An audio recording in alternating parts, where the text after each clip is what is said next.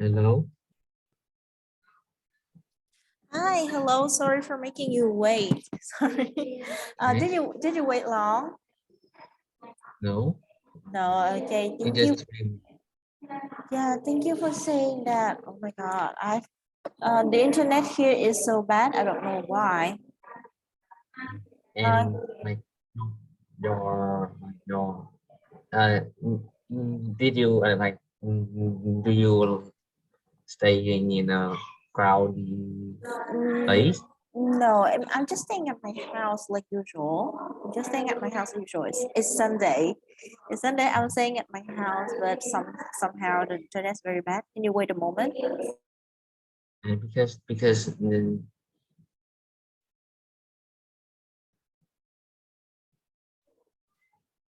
Yeah. Okay. I'm back. Right. What were you saying? like your place really noisy. Maybe, yeah, because like I'm not so. Yeah, right. My mom is watching some news on the TV, and the sound is too big, so I asked her to turn down the volume a bit. Right, but like the internet is bad. Like it has been like that since last week. I don't know why, but like recently the internet is super bad. It's super slow. I cannot log in into many websites. I have to wait for a, for a few minutes, or I have to change the connection. Yeah, I have to change the connection.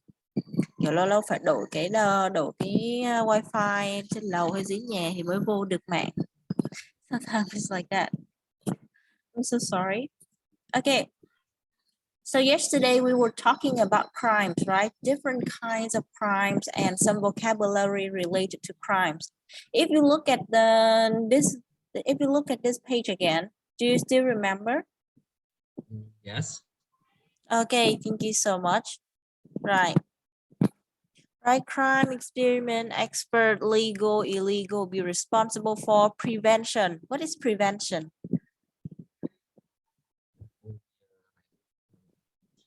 To avoid something. Yeah, to avoid something, but more like the action, the method. Okay, the action and the method to stop something. Okay, and then we have murder, combat, rape, violence, and commit. Commit here is to take action, but your action is wrong or illegal. Okay, right. The next word, how do you read the next word? Under commit. Coincidence. Not coincidence. You have to say coincidence. Coincidence. Coincidence. That's right. Coincidence. So in detail, it is coincidence. Cái đọc đúng của nó mà từng âm nó sẽ là coincidence. Đó, nhưng mà khi chúng ta đọc nhanh thì chúng ta sẽ đọc là theo kiểu quên đó, coincidence. Coincidence. Coincidence. Thank you. Good. And we have politicians. Can you read this word again? Politician. Politicians. Okay, politician. That is someone who works in a political field, right? Right. An elected member of the parliament, tức là những cái người được bầu cử trong quốc hội đó. And then we have CCTV. CCTV is just another word for security camera. Okay, now I'm so sorry, but you have to read a lot in this lesson because we're doing reading, sadly. Do you need me to take a screenshot and then send it to your Zalo so that you can zoom in and zoom out more easily? No, I can see clearly. Okay, you can see clearly. Thank you. Now, you have to read the text A, B, C, right? Match the text with the title from number 1 to number 5. Okay? There are 2 extra titles. Rồi, cái dạng này giống như một cái dạng mà chúng ta hay gặp trong IELTS đúng không nhỉ Minh nhỉ? Đó là matching headings. Đọc từng đoạn và cho biết cái tiêu đề nào phù hợp với từng đoạn đó. Okay, there are 2 extra titles, so I give you 15 minutes. Okay, like 15 minutes is a little bit too much, but I hope you can finish it under 15 minutes, okay? Yeah, in IELTS with longer readings, you will have to do with only around 20 minutes per task, đúng không? Chúng ta sẽ phải làm khoảng 20 phút mỗi bài, cho nên cái tốc độ đọc của chúng ta phải cực kỳ nhanh. Được chưa nào? Right, thank you so much. Now you start. I give you 10 to 15 minutes.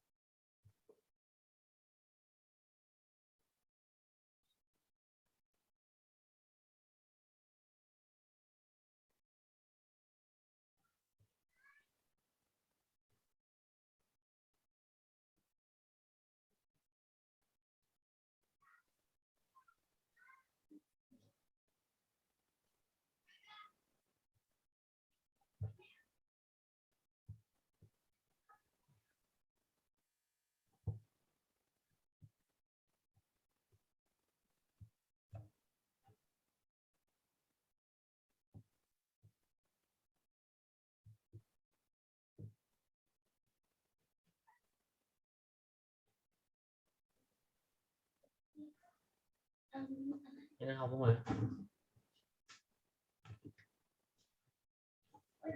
Không rồi.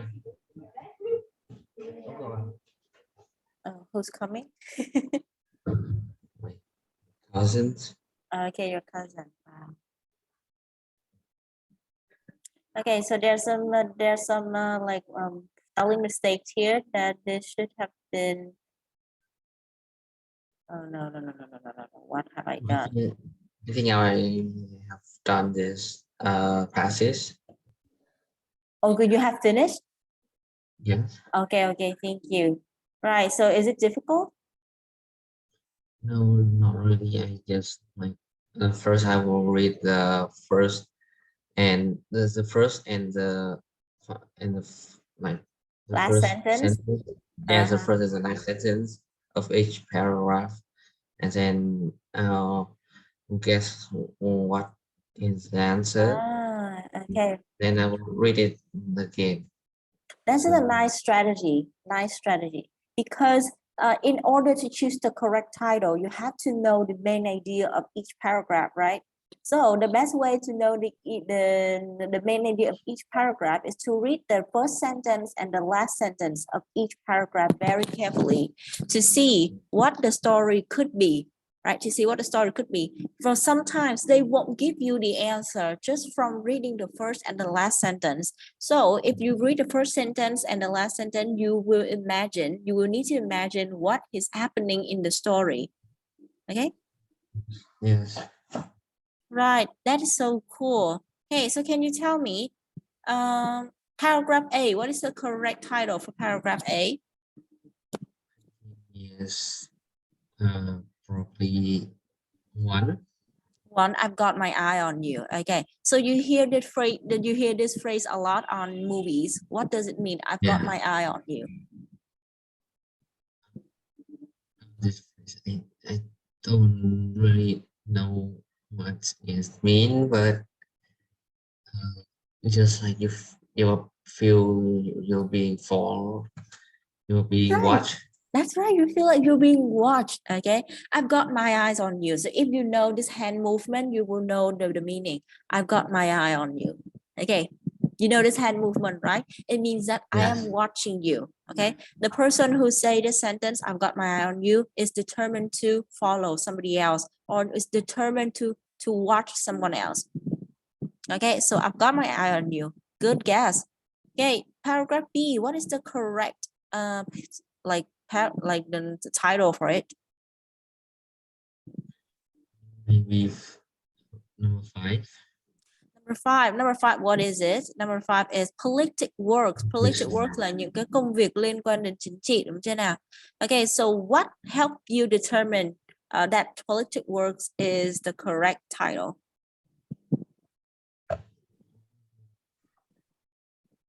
In this paragraph, I have seen many words like politicians and well, at first I'm a bit confused to is number three, but uh, well, I would say like I'm just guessing. You're just basically guessing because there are a lot of words related to political fields like politicians, right? Yes. Okay, so your guess is B5. Your guess is 5. And finally, the last one, C. What is the Last correct one is four. for feeling blue? Do you know what is feeling blue? You're feeling like relaxed. No, feeling blue is not being relaxed. Feeling blue is another phrase to describe the sad feelings. Okay, blue is sad here. Sometimes you will Right. hear phrases like I feel blue, like I'm feeling blue or I'm feeling down, and blue is the color like một biện pháp nữa như là cái gì quên mất tiêu là biện pháp nghệ thuật ở trong văn học chúng ta hay sử dụng đó là gì nhỉ? Yeah, but like they use the color blue to describe the feeling instead of saying it out loud. Okay. Thay vì nói một cách cụ thể, đúng không? Thì người ta sử dụng cái màu sắc để làm gì? Để tượng trưng cho cái cảm xúc của mình ẩn dụ, đúng không nào? Đây sẽ là một biện pháp ẩn dụ. Okay, feeling blue. right? So you say feeling blue is C. So I'm kind of wondering if that's true or not. Let's see. A is paragraph. A is the correct title. I mean, sorry, 1 is the correct title for paragraph A. That is correct. B is supposed to have 3 as its correct title. Driven to crime. Driven to crime, what is it? It means that somebody who is living a normal life, right, suddenly has the urge to commit crime. That is driven to. Okay, so you have the phrase driven to. Okay, so somebody has a motivation, a purpose of doing something, right? And that person will do anything to complete, to satisfy their motivation, their urge. Được chưa? Driven to giống như là bị cuốn theo đó, bị cuốn theo, cuốn vào con đường tội phạm. Mà đã bị cuốn vào thì đương nhiên trước hết là sẽ phải có một cái ý định, một cái mục đích gì đó, được chưa nào? Their purpose, okay, their motivation, their urge, okay, driven to crime, dòng đời xô đẩy đi vào con đường tội phạm. And feeling blue, right? Paragraph C is titled feeling blue. Okay, so if you read paragraph C, you will see some kind of feelings, emotions underlying the words. Okay, chúng ta sẽ nhìn thấy có những cái con chữ, có những cái từ mô tả cảm xúc mà nó ẩn hiện trong cái đoạn văn này, chỉ cho cái cảm giác mà nó đang cảm thấy buồn. Được chưa nào? And paragraph 5 is the extra one. No, it's not paragraph 5. Sorry, title 5 is the extra one. Okay, I will see paragraph B to see if there's any clue that is driven to crime. Chúng ta sẽ cùng nhìn lại paragraph B để xem coi có những cái thông tin nào cho thấy cái tiêu đề đúng nó đang nói đến việc mà driven to crime. Được chưa nào? Have you found it? Yes. Okay, what are some proofs? They say that petrol because the okay, so like here, this is paragraph B, right? So what line? Dòng thứ mấy? What line? What line from top or from bottom? Là dòng thứ mấy, từ dưới hay từ trên xuống?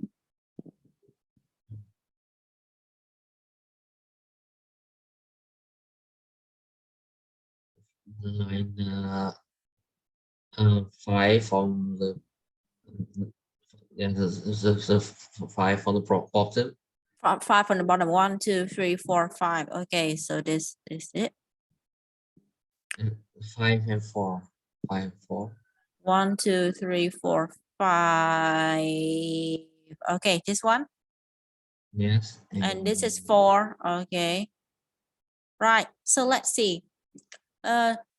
Ok, nếu như mà nếu như mà ở cái câu thứ 5 từ dưới đếm lên thì chúng ta tại sao không bắt đầu từ cái đoạn số 2 của cái đoạn B luôn nhỉ? Và đoạn B nó có 2 đoạn nhỏ đúng không? Vậy thì chúng ta sẽ bắt đầu từ đoạn 2 luôn. Triumphant politicians will tell you that their policies have cut crime and their police have cut crimes. Những cái nhà chính trị gia mà thành công, nó thành đạt sẽ nói cho các bạn biết rằng là họ đã thành công cũng như là cắt giảm cái, đúng không? Cái cut này trong cut down, tức là đã cắt giảm cái tỷ lệ tội phạm rồi. But the fact the crime wave started and ended at approximately the same time in so many different countries make this unlikely. Nhưng cái sự thật rằng cái tội phạm này bắt đầu và kết thúc tại cùng một thời điểm, để cho tại cùng một thời điểm ở nhiều quốc gia khác nhau, khiến cho điều này trở nên gần như là không thể, đúng không? Khi mà các chính trị gia đã khẳng định rằng là tôi đã dẹp trừ các cái tệ nạn này rồi, thì người ta lại thấy rằng các cái tệ nạn đã bắt đầu và kết thúc hầu như là cùng một thời điểm đó, vậy nên là cái điều này gần như là không thể. Rồi, the use and subsequent prohibition of to delete in petrol, cái từ.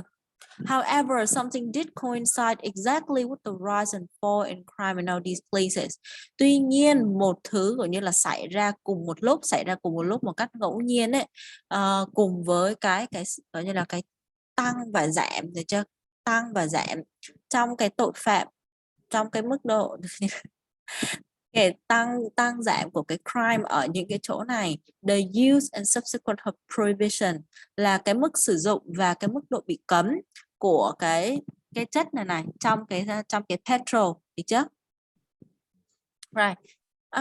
Cái này thì cô không chắc nó có phải là bằng chứng xác thực hay không nữa. I'm Like not so sure about that.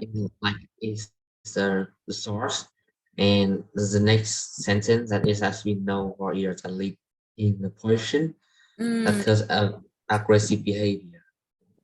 Ooh, okay. No petrol is a cause, and in in the cause, and the next aggressive behavior is the consequence. Okay, right. That's good, right. Bởi vì cái đoạn trên nó đang nói về một cái thực trạng là cái tỷ lệ tội phạm đã giảm xuống đến 50%, nhưng mà người ta đang thắc mắc là tại sao là có thể giảm nhiều đến như vậy, đúng không? Thì bây giờ người ta mới Yes. nhìn vô cái vấn đề. Đó, nhìn vào cái vấn đề thì người ta đang thấy là có một cái sự kiện gì đó ở đây này. It has been known for years that lead is a poison that can cause aggressive behavior, but it's only now that the experts are realizing how great the dangerous chemical responsibility for crime is. Vậy thì cái nguồn cơn của cái chất này, được chưa? Cái nguồn cơn của việc tội phạm là đến từ cái chất này. Country that still use leaded petrol, tức là cái xăng dầu mà nó có còn cái chất chì ở trong đấy, are being urged to stop using it to help improve health and crime in prevention. Okay. Vậy thì nguồn cơn, chúng ta thấy là ở ngay trong cái câu này, nguồn cơn của các loại tội phạm thì bắt nguồn từ một cái loại xăng dầu mà nó có tẩm chì ở trong đấy, để chơi nào. Vậy thì chúng ta biết được cái mục tiêu phạm tội thì nó phù hợp với cái đoạn B này nhất. Đó. Rồi, và feeling blue sea thì em làm đúng rồi, nên là cô sẽ không cần sửa gì thêm. Any questions so far? No. No. Okay, thank you. Right. Okay, now next we move on to the next part. We're still using the same reading text. Okay, chúng ta vẫn sử dụng cái đoạn bài đọc y chang như thế, nhưng cái yêu cầu lần này sẽ hơi khác. Match text from A to C with question from 1 to 7. Each paragraph may be matched with more than one question. Okay, which text mentioned? Là đoạn văn nào sau đây có nhắc đến những cái sự kiện sau? Đoạn văn nào sau đây, A, B hay C, có nhắc đến những sự kiện từ câu 1 đến câu 4 đây? Nhớ là mỗi một sự kiện có thể có 2 đáp án nha. Mỗi một sự kiện, mỗi một cái câu từ 1 đến 7 nó có 2 đáp án. Maybe has 2 answers.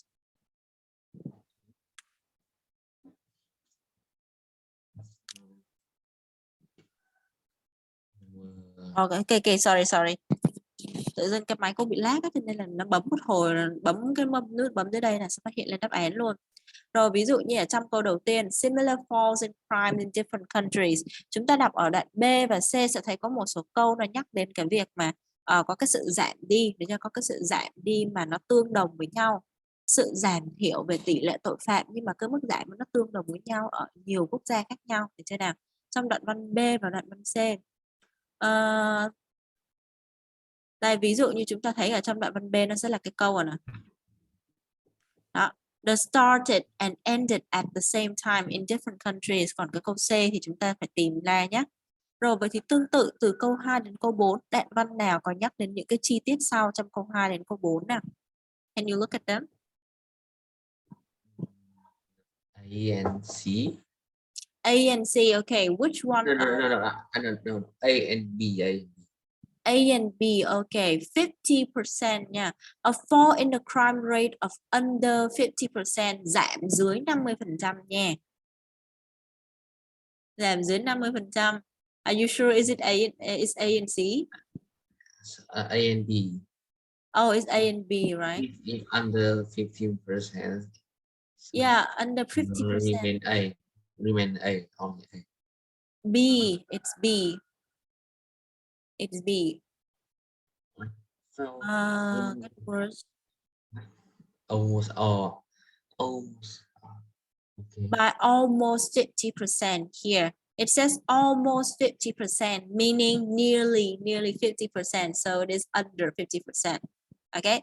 So if you want to make sure, if you want to be sure at this type of question, you need to find the number first. Or if they don't write in numbers, they will write something like nearly half, right? Nearly half or a quarter. Nếu như mà họ không có ghi ra con số cụ thể là 50% hay là những cái con số nhỏ hơn 50% đó mình, họ sẽ ghi những cái con số, họ sẽ ghi những cái kiểu như sau, đó là nearly half là gần như một nửa, đúng không nào, hoặc là a quarter là 1/4. See, you need to find a proof, you need to find proof like that.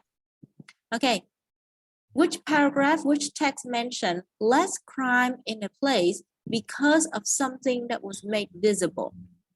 Tức là nhờ vào một thứ gì đấy mà chúng ta có thể nhìn thấy được ha, nhờ vào một thứ gì đấy mà chúng ta có thể thấy được thì cái tỷ lệ tội phạm nó đã giảm đi rất nhiều ở một nơi nào đó. Okay. Have A and C. In C, okay, because the first sentence. A and C. Okay, A and C. Why? Okay, let me check. Despite, okay. Right, the light produced by street lamp is considered ugly. That despite helping uneasy citizen resident feel safer, đúng không? Đó. Yes. Okay. That is a well-known fact that the brighter the city street at night, the less dangerous they are. Vậy thì chúng ta hiểu hai cái câu này có nghĩa là gì? Là nhờ vào cái sự tồn tại của ánh sáng đèn đường ban đêm, đúng không nhỉ? Thì chúng ta biết được, thì chúng ta cảm thấy là cái con phố nó sẽ an toàn hơn cho người đi bộ. Đó, thì đèn càng có nhiều đèn thì những cái người mà luôn cảm thấy sợ hãi sẽ bớt cảm thấy sợ hãi hơn, bởi vì có sự tồn tại của cái đèn đó. Thì cái visible đó chính là những cái đèn đường, được chưa nào? Và less crime tức là mọi người cảm thấy an toàn hơn, they feel much safer. Okay, so how about A? Which part of A mentioned this? They made a poster. Oh, they made a poster. Which one? Okay. Yeah. Three poster were made. Okay, it said cycle thief were watching you. Okay, amazingly, the crime rate for bicycle theft fell by an incredible of 62% in the places where posters were displayed. Okay, that's really good. Right, let's see if A and C are correct. Oh, so only A is correct. Only A is correct. Right. Right. So you need to look at sentence C, right? They don't mention the less crime rate. Right. Nó không có nhắc đến là cái tỷ lệ tội phạm giảm đi ha, nó chỉ nhắc đến là mọi người cảm thấy an toàn hơn thôi. Đúng không? People feel safer doesn't mean that the crime rates decline. Được chưa nào? Only A is the correct answer. Vậy thì chúng ta phải xóa cái này đi thôi. Only A is the correct answer. A fall in crime that was the result of a planned experiment. Tức là cái tỷ lệ tội phạm nó giảm đi hẳn ha. Nhưng mà cái đó là kết quả của một cái thí nghiệm, đó là kết quả của một cái thí nghiệm. So maybe only paragraph A. Only paragraph A. Okay, the answer is also C. Okay, right, so we have to look down a little bit more in paragraph C. Right?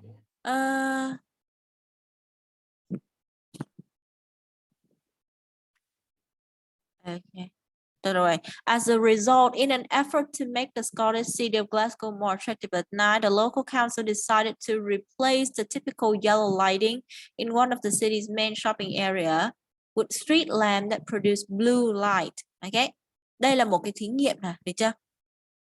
Một cái thử nghiệm họ làm, họ thử là thay cái ánh đèn đường vàng bằng ánh đèn đường màu xanh thì sao? The new light were an instant success and in more ways than the council had expected. Not only were the citizens content with the changes, là mọi người đều cảm thấy vui vì cái sự thay đổi này, but some of them were also behaving much better. Okay. Right. After the installation of the new lights, the local police felt that the thieves were committing few crimes in Buchanan Street. Okay. Được chưa? Rồi, so that is the evidence from paragraph A and C in order to answer question number 4. Agree? Do you agree? Okay, thank you. Right, any question? No. No, okay, thank you. So let's move on. We have question number 5, 6, and 7. People claiming that they were responsible for less crime. Là đoạn nào đang nhắc đến việc chính họ là người đã khiến cho cái tỷ lệ tội phạm giảm đi. Claiming ở đây là khẳng định. Đó. Khẳng định họ chính là những người đằng sau cái việc mà tỷ lệ tội phạm giảm đi.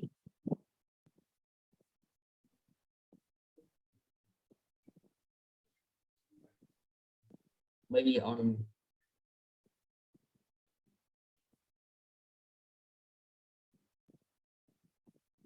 Maybe B, yeah, for sure. Maybe B for sure, and that is correct. Why? Because the politicians, right? Because of the politician claim that they have cut crime. Okay. Next, 6. A crime prevention technique that has interested people in another country.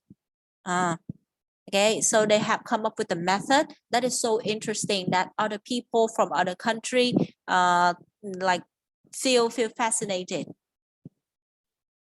Well, A and C. A and C. I think I think A will be more correct. A will be more correct. So do you have any proof that mentioned people from other country? The last sentence. Oh, the last sentence. The police and transport authority became interested in Dr. Okay, but does it mention people from other country? Okay. No, I think no. Right. No. So only C. Only C, right? The last sentence. Blue lighting has now been installed in many neighborhoods in Japan, right? Okay, this is from another country. So the answer is C, right? Right, so you have to check carefully, right? In the sentence 6, they mentioned that people from other country are interested in what they do in an experiment. Okay, right. A local change that had an unintended effect on the crime rate. Okay, so the interesting here is the unintended effect, meaning that nobody expected something to be so successful. That is unintended effect. Okay, so for example, you have an experiment, right? You apply an experiment and the result were much more than you expected, and it brings more, how do you say, advantage. Okay? It brings more advantages. That is some unintended effect on the crime, on something. So it's A. A. A. A. Okay, also there, I think that's another answer. I think it's both A and C. B. A and No, B. no, I think it's A and C. Oh, B and C. Wow. What? Of course, you have to look at paragraph C. I am so sure that paragraph C is mentioned because of what? Here. Okay, a quick check of the statistic proved that the number of recorded crime had fallen. Oh, no, not that one, not that one. Here, right? With street lamp, the new light were an instant success and more ways that the council had expected. Read this and you will know that the council never expect the blue lights to be so successful. Right? Agree? Yes. Yeah, so they decided to change the blue light, to change the lights into blue, but they never expected the blue lights to be so helpful, to be so successful. Okay, so how about paragraph C? B.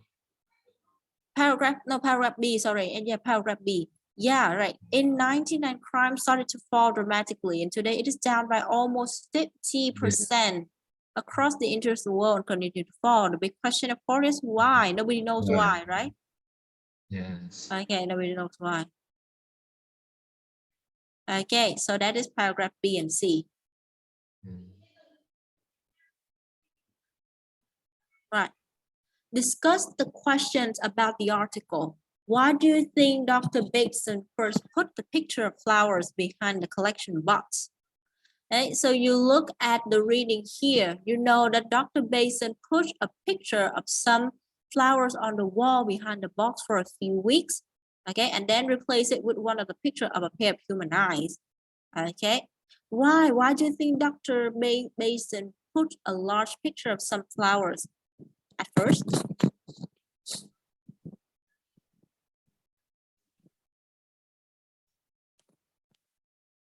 Make an experiment. Okay, but I know it is to have an experiment. Okay, I know putting the picture up is a part of the experiment, but the purpose of the experiment is to find out what? To find out how teacher paid for their drinks. How teacher pay for their drinks. Okay, right. You can see it here. Right. She wanted to find out if she could change the colleagues' behavior when it comes to paying for their hot drinks, right? Teacher were expected to put money in the box in the staff room, but nobody controlled how much money each teacher gave. So for example, if you pay like it's like a charity box. Em có biết cái thùng từ thiện không nhỉ? And do you know the charity box at some places, right? If you know about the charity box, then this is easy, right? So the charity box, you put in how much money you want. Okay, you put however much money you want inside it. Nobody controls the amount of money you put in, but imagine there's a picture of someone that is watching you with a really creepy eyes, with really scary eyes watching you on the wall. You would unconsciously put in more money than you expected because you feel guilty if you put less money, or you put just the right amount of money. Đúng không? Tại vì bình thường chúng ta chỉ muốn dành ra một cái khoản nhỏ để giúp đỡ người khác hay là để trả tiền thôi. Con người chúng ta không bao giờ muốn kiểu như là phải chi quá nhiều tiền vào bất cứ cái gì cả, đúng không? Đó, một người bình thường sẽ luôn luôn là có một cái khoản tiền, có một cái ý muốn nhất định về cái việc chi tiền cho một cái vấn đề gì đó. Đó, vậy nên giống như là charity box thì họ sẽ bỏ ra một cái khoản tiền mà họ cảm thấy là vừa ý nhất với mình thôi. Nhưng khi mà có một cái người khác đang theo dõi mình ấy, thì mình sẽ bị áp lực, đúng không? Mình sẽ bị pressure, mình sẽ tự hỏi là chết rồi, mình bỏ ít tiền như vậy thì có kỳ quá không? Có người khác đang nhìn kìa, lỡ như mình bỏ ít tiền quá thì người ta đánh giá mình thì sao? See, they are afraid they will be judged by the others, so they put more money than expected. They put more money than usual.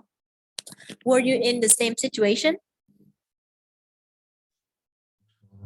If I was like the poster watching, I would not put any money because it, it scare people, not it scare people.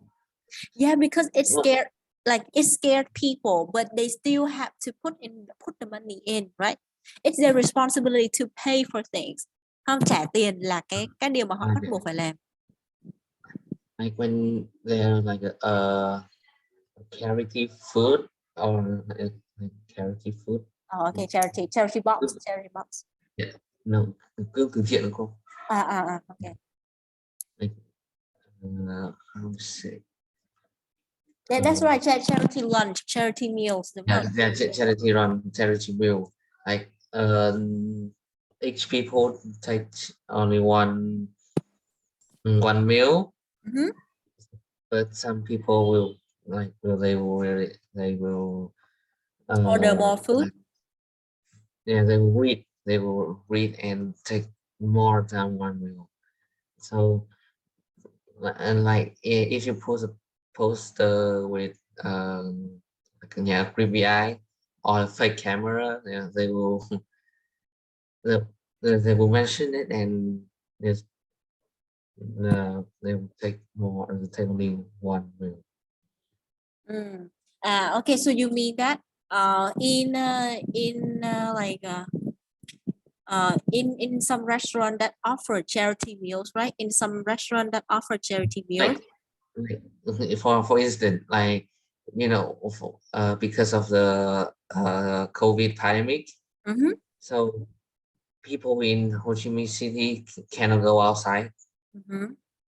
so they cannot work, so they don't have money to buy food. So sometimes there will be a charity meal for citizen, but one meal for each person. Oh, okay. I have seen so many video that capture some people where like they take all the meal. So it's Oh, really like greed. uh, Really, okay. Oh, they're what greedy, right? Greedy. You mean yeah, greedy? Đó là tham lam đúng không? Okay. They were really greedy, so they took more meals than they were supposed to. yeah. Ah, okay. Interesting. Interesting. But there was no one there to watch them. There was no one there to like secure the meals. Không có ai bảo vệ cái đống đồ ăn đó hả? Yeah, like this is food. This is like food because they want to uh like limit the people Mm-hmm. under 14 people, so they just put a meal on the table and write a sign that's one meal for each person, but Mm-hmm. no one care. But no one care that. No So they one take cared. Ah, and more and moreover, like even though they have took like more than one meal and they haven't they didn't eat like over it. They uh there's still some uh leftovers đúng không? yeah, yeah, leftover food and they throw it. It's really wasteful. Oh, it's very wasteful. Okay, nice word, nice word. Oh, okay, that's really bad. I don't even know about that really. I just Oh, yeah, I just know about the fact that there are some people, right? So they wait in a line for their turn to get the charity meal, right? After they get it once, they go back to the end of the line to get another one. yeah. I know. Okay. Your story was a surprised me. Your story surprised me. I never knew about that.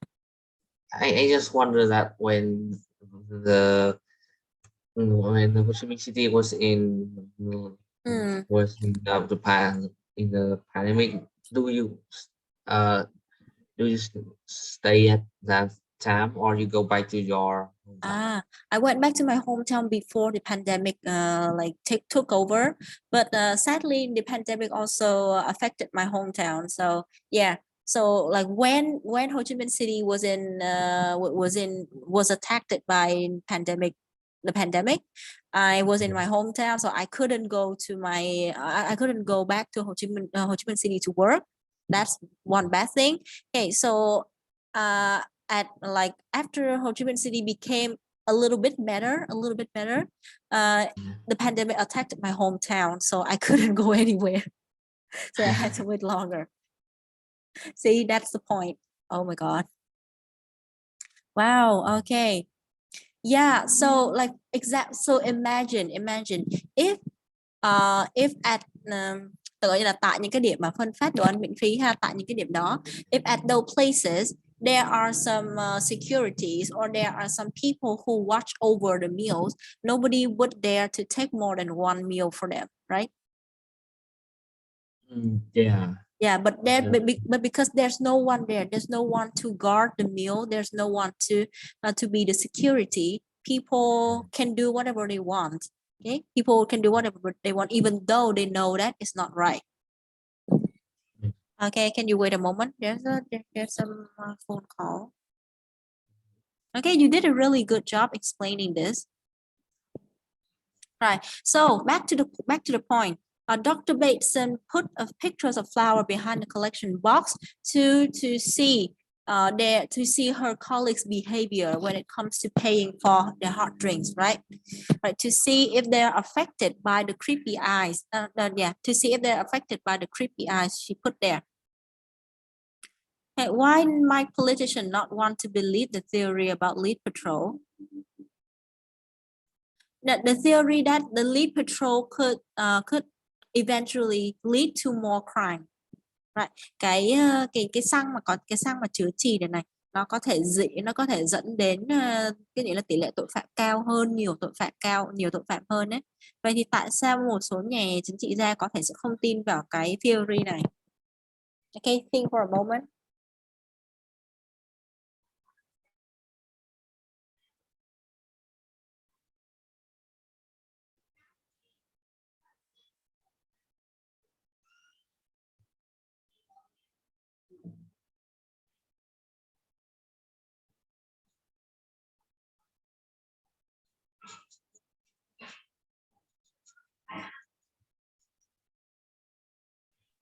Read paragraph B, and you will see that.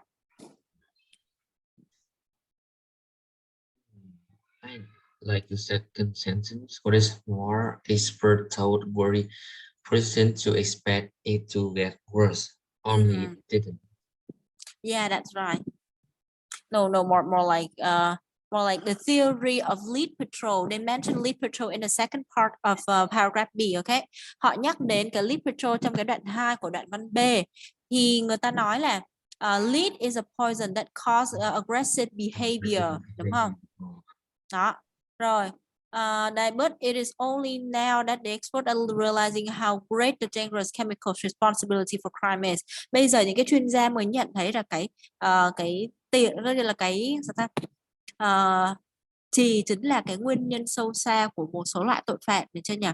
Trì chính là nguyên nhân sâu xa của một số loại tội phạm, và những cái country và những cái đất nước mà vẫn sử dụng và những cái đất nước mà đang sử dụng cái xăng mà chứa trì đấy đang được thúc giục để gọi như là cấm sử dụng hoàn toàn đấy, để cải thiện tình trạng sức khỏe và cũng như là tham gia vào cái biện pháp mà phòng chống tội phạm.